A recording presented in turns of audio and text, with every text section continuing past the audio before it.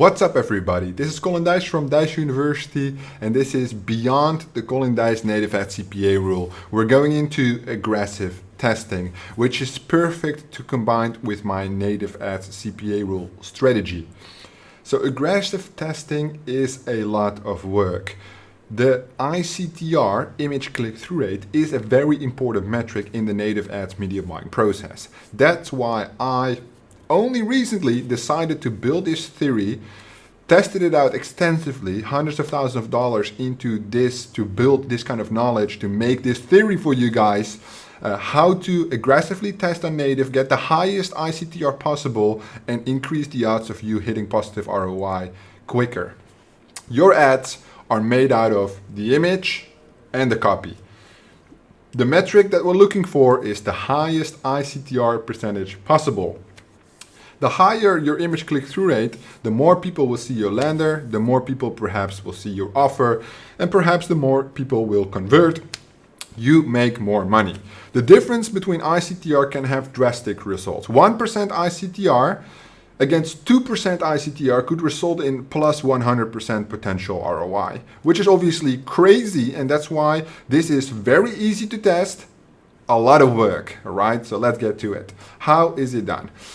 On the left, you see the ICTRs of one of my campaigns. The top ICTR being 1.18%, 1.06%, 0.99%, 0.95%, 0.94%, 0.91%.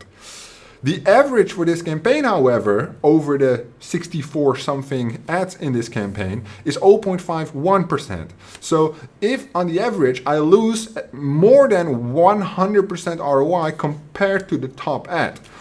So what we're doing is we're taking the top three ads, 1.18, 1.06, 0.99, and we recycle them.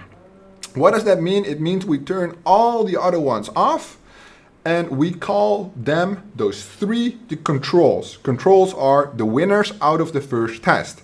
Then we create new ads, which we call variables. The variables are added to compete against the control. We repeat the test, and I will tell you later how you should test it. And the new winner gets into the process again, rinse and repeat. So we focus on copy or images for the test, not both at the same time. Because the question will be, why does it shoot up? Is it the copy? Is it the images? I don't know. So first, we put a campaign online with both copy and images, right? The first campaign. Then we take the control, we change either the copy or the images. And the images can all have the same three copy, that's fine. The maximum for the DSP, volume DSP is what I run on always, is 120 images. So if you have 120 images, you have 3 pieces of copy, which means you can upload 40 different images. And that is quite an advanced test. Once you have those 3 images, then you can upload 40 different copies. And you can imagine that 40 images might be some work, but 40 different pieces of copy, that is a lot of work. We don't test them at the same time. Very, very important. My personal favorite combination is to start with 10 headlines and 12 images. Right? Sometimes it's less headlines, more images, but it's never more headlines usually, because the headlines writing, I'm very detailed, I'm very focused when I write the headlines, and usually I don't come up with more than 8 to 10 great headlines. The images, of course, I do all kinds of random stuff to test this properly.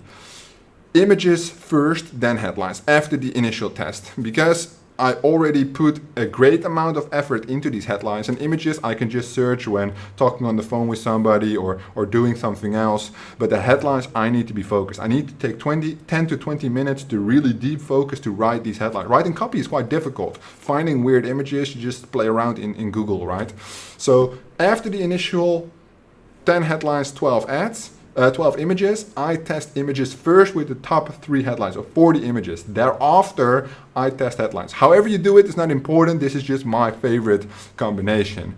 The amount of impressions required to make sure that your initial test is completed, so per recycling stage, you need a minimum of 5 to 10K impressions, preferably more. More is always better, you get more coherent data, so there's no weird fluctuations. However, 5 to 10K is usually the go-to spot for me right now, just to make sure that everything goes coherently. Repeat this process daily. A lot of work, right? Depending on your spend, you need to hit the cap of the impressions, but if you do hit it every day, repeat this shit daily. Ads, images, ads, images, ads, images, until you go into the next stage where you basically have 0.05, 0.1% difference day to day. Then obviously you can quit and move into the next stage, which is basically landing page optimization.